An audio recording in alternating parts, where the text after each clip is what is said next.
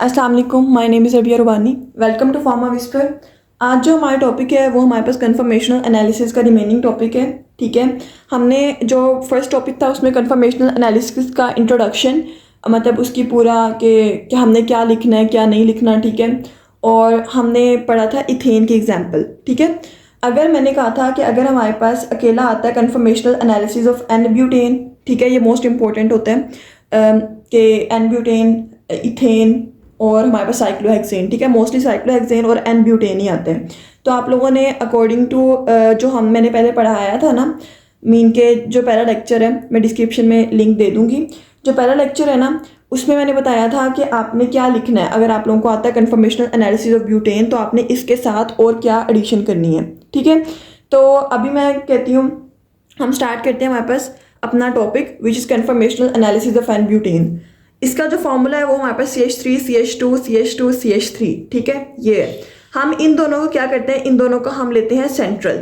ये वाले जो दो सेंटर वाले कार्बन है, इनको हमने क्या करना है, कार्बन 1 और कार्बन 2 दे देना है। ठीक है, बाकी ये जो होंगे ये इसके ऊपर लगेंगे एज अ सब्स्टिट्यूएंट। ठीक है, अच्छा, जो कार्बन कार्बन इन दोनों कार्बन के दरमियान, ठीक है, जो हमारे पास क्या होती है रोटेशन, उसकी वजह से हमारे पास 4 आइसोमर्स बनते हैं, फुली इक्लिप्स्ड, गॉस स्टैगर्ड और पार्शली इक्लिप्स्ड और एंटी स्टैगर्ड। ठीक है, अब मैं बताती हूँ किस तरह बनते हैं। इथेन के केस में 2 बने थे, स्टैगर्ड और इक्लिप्स्ड, पर यहाँ पे क्या है, हमारे पास बल्कि ग्रुप्स अटैच्ड है, तो हमारे पास क्या बन रहे हैं, 4 बन रहे हैं।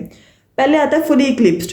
फुली इक्लिप्स्ड में क्या होता है, methyl groups Eclipse each other. Methyl groups क्या होते हैं, वो एक दूसरे के बहुत ज़्यादा करीब होते हैं। लाइक हमारे पास क्या है, जो हम कहते हैं हमारे पास बल्कि ग्रुप्स हैं, वो एक दूसरे के इतने क्लोज हैं, जिसकी वजह से क्या होती है, हमारे पास मैक्सिमम क्या है, हमारे पास रिपल्शन है। ठीक है, मैक्सिमम रिपल्शन होती है, बाकी वैसे के वैसे हैं। इक्लिप्स्ड है तो मॉलिक्यूल्स जो कार्बन और हाइड्रोजन है उनके दरमियान क्या है, डिस्टेंस हमारे पास कम होता है, मीन के मॉलिक्यूल्स में रिपल्शन हमने ड्रॉ करनी है।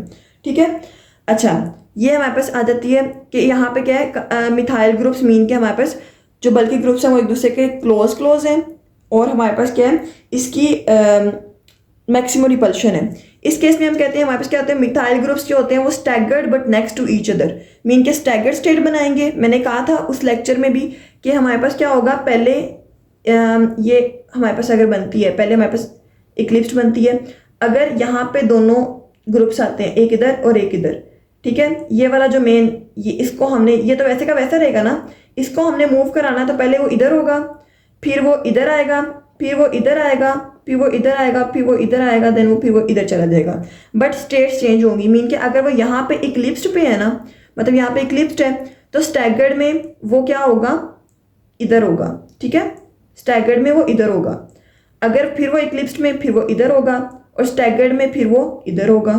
ठीक है, अगर वो फिर हमारे पास इक्लिप्स्ड आता है तो उसके बाद ऐसे ही चेंजेस आ जाते हैं। ठीक है, ये समझ आ गई।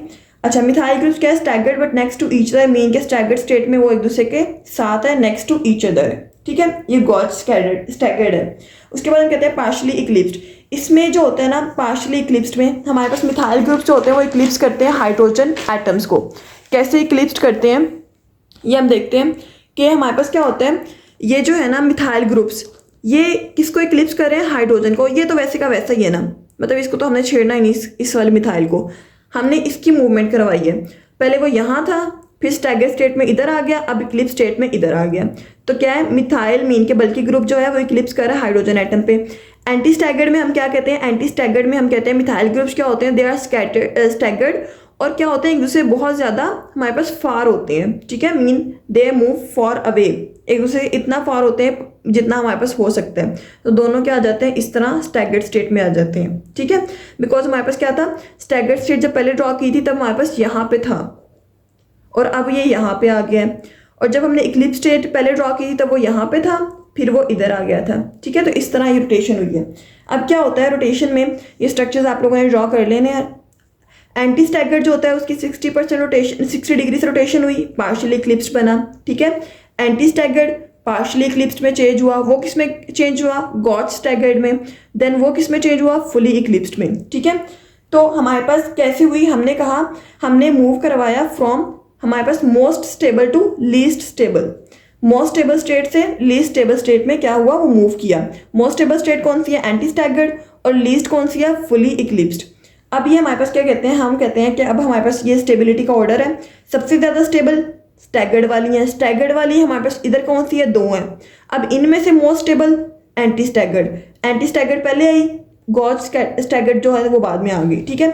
अब सबसे हमारे पास क्या है, हमारे पास जो है वो लेस स्टेबल कौन सी है, 2 हैं, partially eclipsed and fully eclipsed. तो हम कहते हैं अब हमारे पास लीस्ट इक्लिप्स्ड कौन सी है, फुली इक्लिप्स्ड। तो ये एंड पे आ गई, जो रिमेनिंग है वो इधर आ गई। इस तरह इसका ऑर्डर बन जाता है। अब इसका पोटेंशियल एनर्जी का डिफरेंस है, वो है हमारे पास ग्राफ है, इसको डिटेल से देखना और ऐसे ही बना के आ जाना है, ठीक है। कोई चेंजिंग वगैरह नहीं होगी इसमें।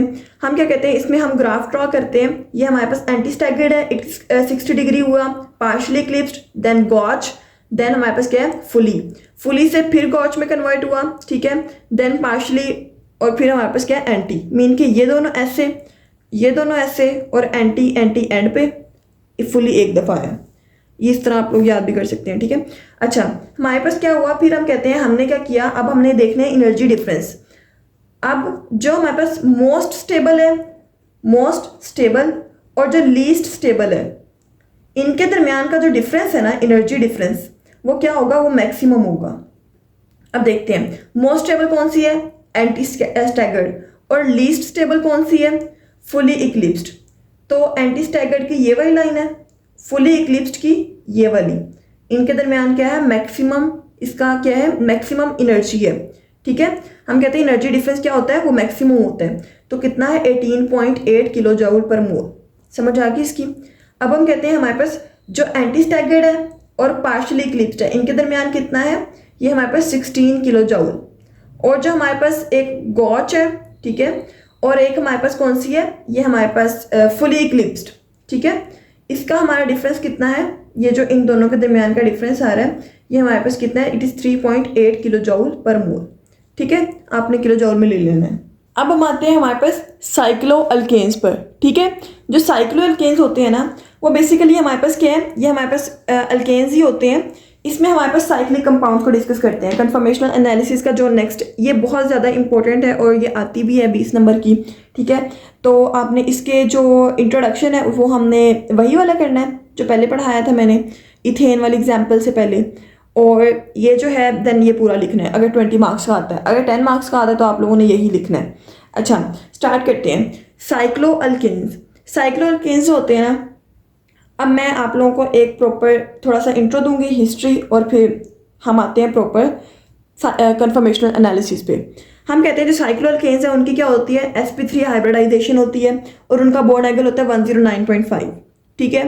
जो साइक्लोप्रोपेन है, ठीक है, 3 कार्बन वाला, उसकी क्या है, उसकी ट्रायंगल की शेप है और उसके अंदर एंगल कितना है, 60 डिग्री का, एज कंपेयर टू 109.5, ठीक है। वैसे तो कितना होना चाहिए साइक्लो अल्केन में, 109.5, बट क्यों उसका 60 डिग्री है, बिकॉज ऑफ शेप। उसकी शेप क्या होती है, इस तरह की होती है, यहाँ पे होता है 60 डिग्री का एंगल, ठीक है। ये समझ आ गई।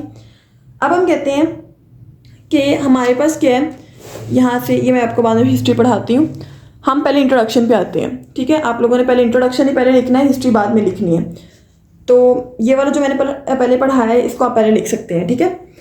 अच्छा, हम कहते हैं इंट्रोडक्शन में, according to Baeyer's strain theory, हमने बेयर ने एक थ्योरी प्रपोज की, स्ट्रेन थ्योरी।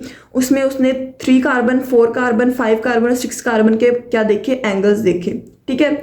उसने क्या कहा, उसने कहा कि कार्बन जो होता है वो हमारे पास sp3 हाइब्रिडाइज्ड होता है, ठीक है।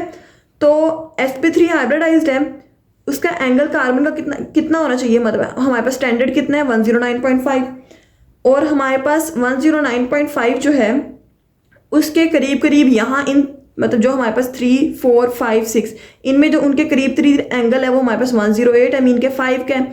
तो उसने कहा कि जब 5 है वो मोस्ट स्टेबल है, देन 6 स्टेबल है, देन 4, और फिर 3 क्या है, लीस्ट स्टेबल। तो उसने इस तरह उसको क्या कर दिया, उसने इसको एक्सप्लेन कर दिया। उसको मिल गया नोबेल प्राइज़ भी, ठीक है, कि उसने इतनी बड़ी अचीवमेंट की। बट बाद में जब साइंटिस्ट ने इसको बहुत ज़्यादा स्टडी किया, प्रैक्टिकली देखा गया, तो क्या हुआ कि ये जो 6 वाला है ना, ये हमारे पास क्या है, ये मोस्ट स्टेबल है 5 से भी, ठीक है। 6, 5, 4, 3, 2, 3, ये इसका ऑर्डर बन रहा है, ठीक है। 2 तो नहीं बनेगा, 6, 5, 4, 3, मीन के 6 कार्बन वाला मोर स्टेबल है। ये बाद में प्रैक्टिकली शो हुआ था। अच्छा, तो जो मोस्ट स्टेबल है वो 6 वाला साइक्लो अल्केन है। साइक्लोहेक्सेन, ठीक है। तो हम कहते हैं, अब हम इसकी क्या आते हैं थ्योरी पे, हिस्ट्री पे आते हैं कि जो साइक्लोहेक्सेन है ना, फिर उन्होंने उसका प्रपोज किया कन्फर्मेशनल एनालिसिस।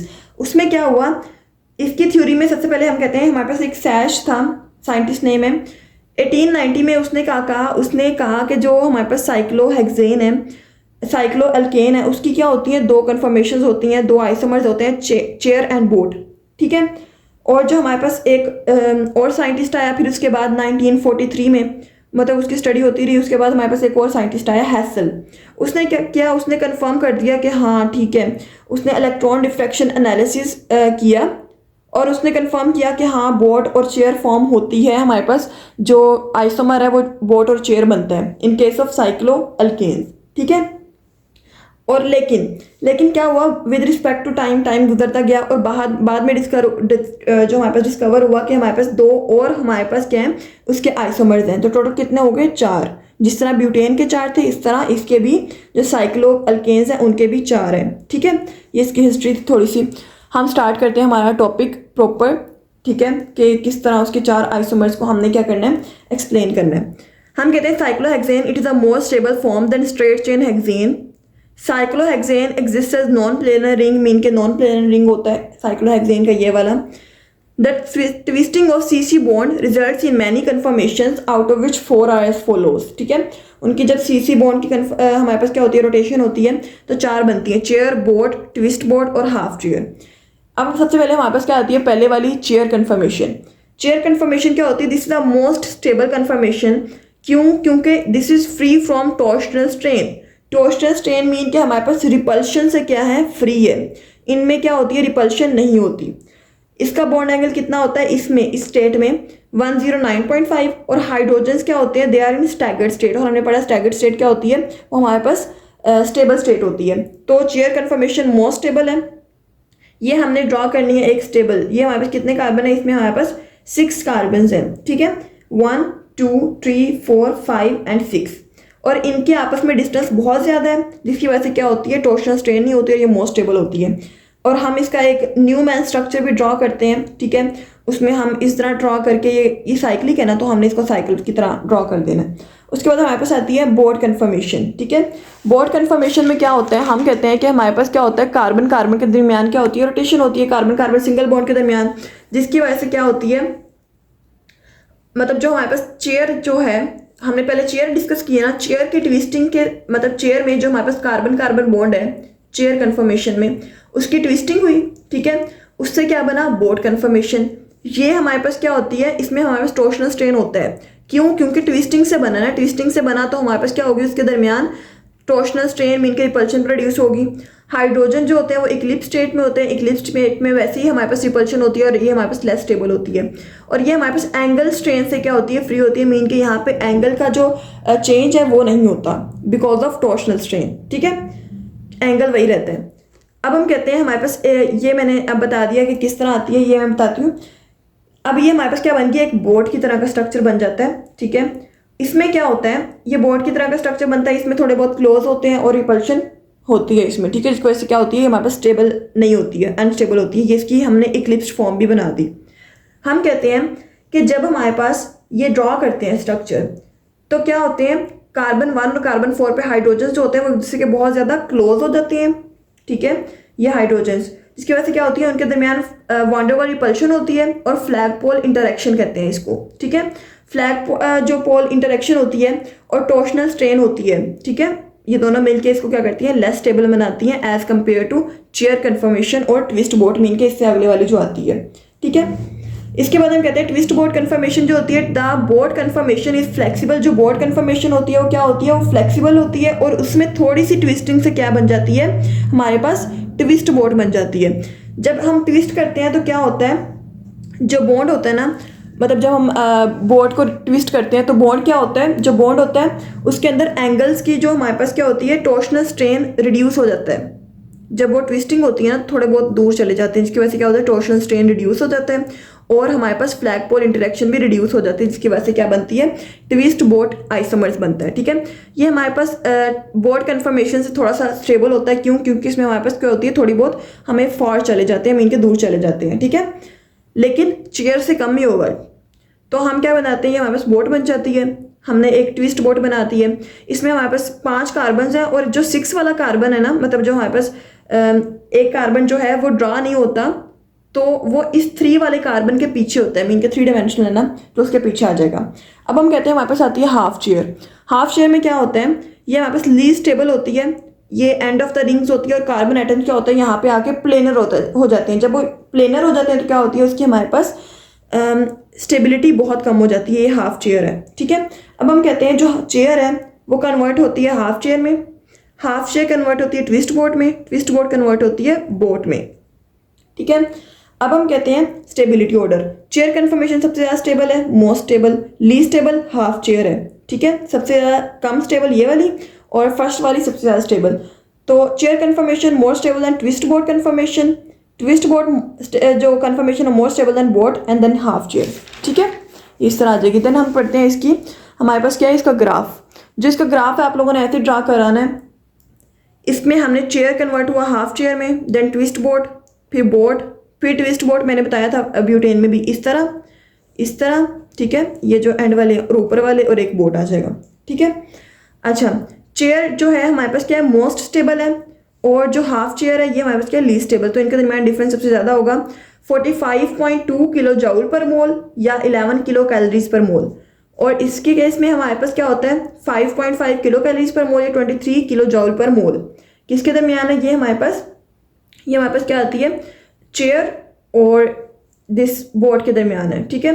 अब फिर बोट और ट्विस्ट बोट के दरमियान जो आती है वहाँ पर क्या आ जाती है, ये वाला आ जाता है 7.1 किलो कैलोरीज में 30 किलो जूल पर मोल आ जाता है इसका ये डिस्टेंस, ठीक है। होप से समझ लगती होगी, इजी है।